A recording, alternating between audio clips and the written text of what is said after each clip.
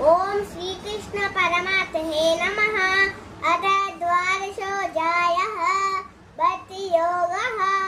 अर्जुन उवाच एवं सततयुक्ताये भक्त्वा पर्युपासते येषामक्षरमव्यक्तं तेषां के योगवित्तमः।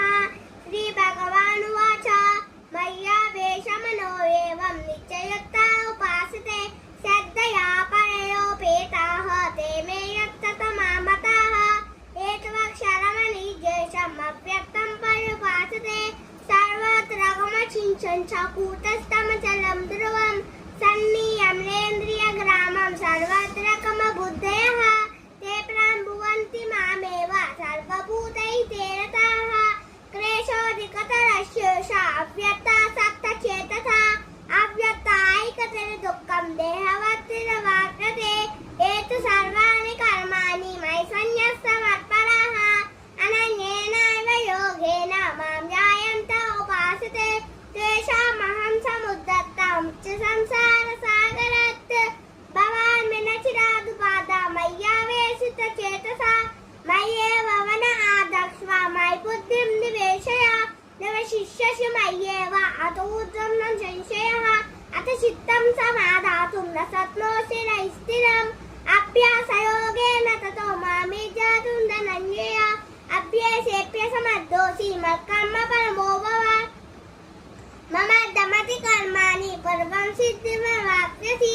अथैतदस्य सत्तोऽसि कर्तुं मच्चोगाश्रितः सर्वकर्मफलत्यागं तत्कुर्यातात्मन्।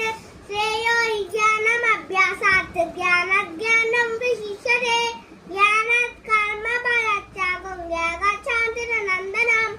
अद्वेषा सर्वभूतानां मैत्रः करुण एव च निर्ममो निर्वहङ्कारः समदुःखसुखाक्षमी सन्तुष्टः योगी अधात्मात्मनिश्चयः।